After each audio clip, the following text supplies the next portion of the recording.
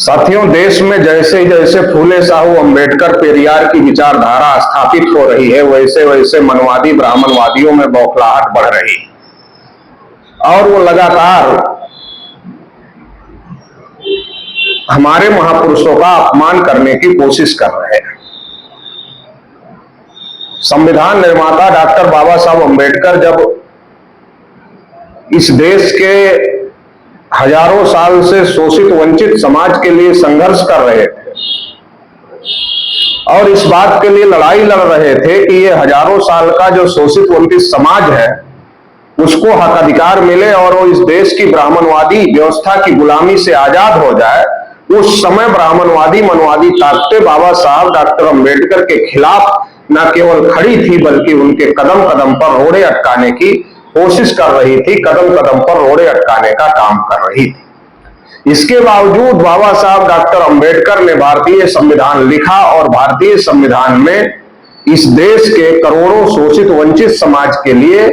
हक अधिकार लिखने का काम किया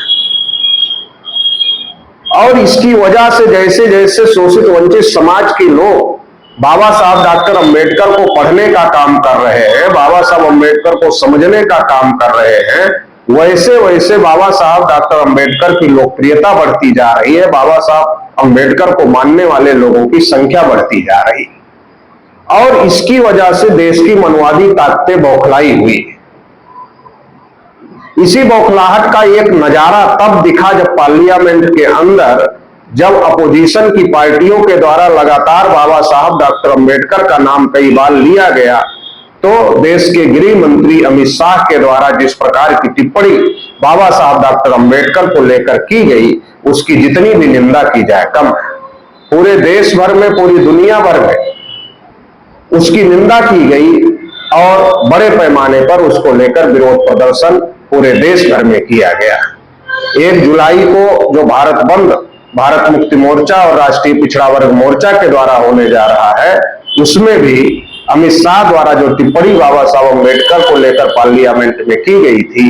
वो मुद्दा रखा गया है और उसको लेकर भारत बंद होने जा रहा है। लेकिन यह सिलसिला यही नहीं रुक रहा है। एक तरफ बाबा साहब डॉक्टर अम्बेडकर की लोकप्रियता बढ़ने की वजह से जहां उनको मानने वाले लोगों का वोट लेने के लिए देश के प्रधानमंत्री नरेंद्र मोदी जी कह रहे हैं कि हम बाबा साहब डॉक्टर अम्बेडकर को अपने दिल में रखते हैं, अपोजिशन के लोग बाबा साहब डॉक्टर अम्बेडकर का अपमान कर रहे हैं, वहीं उनके ही गृह मंत्री के द्वारा बाबा साहब डॉक्टर अम्बेडकर के ऊपर पार्लियामेंट में जब निंदनीय बयान दिया गया और बाबा साहब डॉक्टर अम्बेडकर का अपमान किया गया तो उन्होंने कुछ करने का काम नहीं किया और उन्होंने उनके खिलाफ कोई एक्शन लेने का काम नहीं किया। माफी तक मांगने की जहमत अमित शाह जी के द्वारा नहीं उठाई गई। इसी प्रकार से तमाम आरएसएस बीजेपी की आइडियोलॉजी के जो तमाम साधु महात्मा हैं, जो संत हैं, उनमें से भी बहुत सारे लोग लगातार बाबा साहब डॉक्टर अम्बेडकर के खिलाफ में टिप्पणी करते रहते हैं। अभी हाल के दिनों में स्वामी आनंद स्वरूप महाराज एक है जो बाबा साहब डॉक्टर अम्बेडकर के खिलाफ टिप्पणी करते हुए उन्होंने कहा कि बाबा साहब डॉक्टर अम्बेडकर संविधान निर्माता नहीं थे। इस प्रकार की बातें करने के पीछे का मकसद ये है कि देश की ब्राह्मणवादी मनवादी ताकतें ये चाहती है कि देश के लोगों में भ्रम पैदा किया जाए बाबा साहब डॉक्टर अम्बेडकर के योगदान के बारे में और भ्रम पैदा करके बाबा साहब डॉक्टर अम्बेडकर के योगदान को कमतर किया जाए। ये जो साजिश है, इस साजिश को समझने की बहुत ज्यादा जरूरत है कि जब देश में बाबा साहब को मानने वालों की संख्या बढ़ रही है तो बाबा साहब डॉक्टर अम्बेडकर के नाम पर और बाबा साहब डॉक्टर अम्बेडकर के कार्यों के बारे में, बाबा साहब डॉक्टर अम्बेडकर के योगदान के बारे में भ्रम फैलाने की कोशिश की जा रही है। ये भ्रम कोई पहली बार नहीं फैलाया जा रहा है। इसके पहले भी अरुण शौरी के द्वारा भी किताब लिखकर बाबा साहब डॉक्टर अम्बेडकर के बारे में कुछ बातें कही गई थी और उस समय जब बाबा साहब डॉक्टर अम्बेडकर के बारे में ये बातें कही गई थी तो बाबा साहब डॉक्टर अम्बेडकर को मानने वाले लोगों ने उसका मुंहतोड़ जवाब दिया था और उसका नतीजा ये हुआ कि बाबा साहब अम्बेडकर का विरोध करने वाले लोगों की बोलती बंद हो गई और आज जब फिर देश के ज्यादातर राज्यों में आरएसएस बीजेपी की सरकारें हैं और सेंटर में भी आरएसएस बीजेपी की सरकार है, तो ब्राह्मणवादी मनवादी मानसिकता के लोगों को ऐसा लगता है कि अब वो कुछ भी करे तो उनके ऊपर कोई कार्यवाही नहीं होगी, जैसा कि होती हुई दिखाई भी नहीं दे रही। आनंद स्वरूप महाराज जो अपने को स्वामी कहते हैं, उनके द्वारा ये बिना किसी तथ्यों की जांच किए या जानकारी के बगैर उनके द्वारा ये नहीं कहा गया है कि बाबा साहब डॉक्टर अंबेडकर संविधान निर्माता नहीं थे, बल्कि जानबूझकर भ्रम पैदा करने के लिए ये बातें कही गई।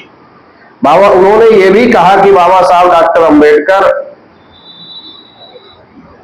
बंगाल से मुस्लिम लीग से चुनकर आए थे, जबकि ये बात सही नहीं है। बाबा साहब doctor Ambedkar schedule caste federation से चुन करके आए थे। हाँ, उनके चुन करके आने में मुसलमानों का भी समर्थन था, सपोर्ट था, लेकिन बाबा साहब doctor Ambedkar schedule caste federation से चुनकर आए थे और ये बात लिखी हुई है, ये कोई काल्पनिक बात नहीं।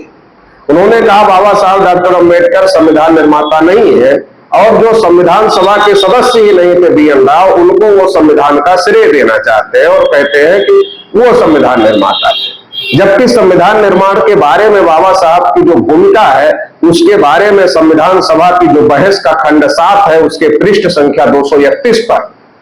TT कृष्णमाचारी जो कि संविधान सभा में ड्राफ्टिंग कमेटी के सदस्य थे, उनका जो बयान है वो छपा हुआ है। उसमें वो कहते हैं कि संभवतः यह सदन इस बात से अवगत हो कि आपने ड्राफ्टिंग कमेटी में जिन 7 सदस्यों को नामित किया था, उनमें से एक ने इस्तीफा दे दिया है, उनकी जगह दूसरे सदस्य आ गए हैं,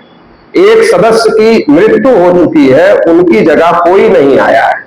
एक सदस्य अमेरिका में थे, उनका स्थान नहीं भरा गया है, एक अन्य व्यक्ति सरकारी मामले में उलझे हुए थे, 1-2 व्यक्ति दिल्ली से बहुत दूर थे और संभवतः स्वास्थ्य कारणों से वो संविधान निर्माण की प्रक्रिया में योगदान नहीं दे पाए। ऐसी स्थिति में कुल मिलाकर के यह हुआ कि इस संविधान को लिखने का सारा भार डॉक्टर अंबेडकर पर आ पड़ा है, और मुझे इस बात में कोई संदेह नहीं है कि हम सबको इनका आभारी होना चाहिए कि उन्होंने इस काम को इतना सराहनीय ढंग से किया है। TT कृष्णमाचारी का ये वक्तव्य संविधान सभा की डिबेट के खंड 7 के पृष्ठ 237 पर लिखा हुआ है, ये कोई काल्पनिक बात नहीं है। लेकिन जो लोग इस प्रकार की गलत बातें फैलाने का काम कर रहे हैं, ऐसे लोगों के खिलाफ में खड़ा होने की जरूरत है और उनको मुंहतोड़ जवाब देने की जरूरत है, ताकि उनको पता चले कि इस देश में मूल निवासी बहुजन समाज के जो लोग हैं, अब वो जागृत हो गए हैं, वो अपने इतिहास के बारे में भी जानते हैं, अपने महापुरुषों के बारे में भी जानते हैं, और उनका हित कौन है और उनका अहित कौन कर रहा है इसके बारे में भी जानते हैं। एक तरफ तो ये लोग संविधान का विरोध करते रहते हैं, दोगलापन की भी कोई लिमिट होनी चाहिए। एक तरफ संविधान का विरोध करते रहते हैं और दूसरी तरफ संविधान निर्माण का श्रेय भी लेने की होड़ करते रहते हैं। ये अगर संविधान निर्माण का श्रेय ले रहे हो तो संविधान का विरोध क्यों कर रहे हो, और अगर संविधान का विरोध कर रहे हो तो फिर संविधान निर्माण का श्रेय क्यों ले रहे हो। अगर संविधान निर्माण का श्रेय ले रहे हो कि नहीं हमारे फला आदमी ने किया, जो कि संविधान सभा का सदस्य ही नहीं है, उसको आप श्रेय दे रहे हो, चलो आप दे रहे हो, उसका श्रेय आप ले रहे हो, नहीं हमने किया, तो आपने किया तो संविधान में जो लिखा है, चाहे वो आरक्षण की व्यवस्था है, चाहे वो और बहुत सारी व्यवस्था है जो इस देश के शोषितों वंचितों के हित में है, फिर उसको आप स्वीकार क्यों नहीं कर रहे हो, फिर आप उसका विरोध क्यों कर रहे हो, फिर आप बार बार संविधान बदलने की बातें क्यों कर रहे हो। तो अगर आप इस तरीके की बातें कर रहे हो, इससे ये बात पता चलता है कि इस देश का मनवादी ब्राह्मणवादी तबका पूरी तरीके से बौखला गया है। उसको समझ में ही नहीं आ रहा है कि ये जो फूले साहू अंबेडकर का कारवां बढ़ रहा है, इस कारवां को वो कैसे रोके।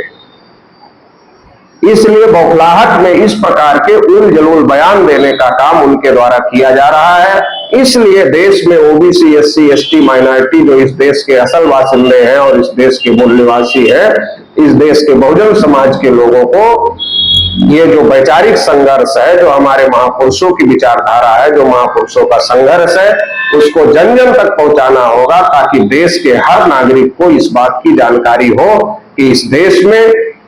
बाबा साहब अम्बेडकर का योगदान क्या था। एक एक बच्चे को जानकारी हो, ताकि कोई मनोवादी, ब्राह्मणवादी ताकतें हमारे लोगों को गुमराह ना कर पाए।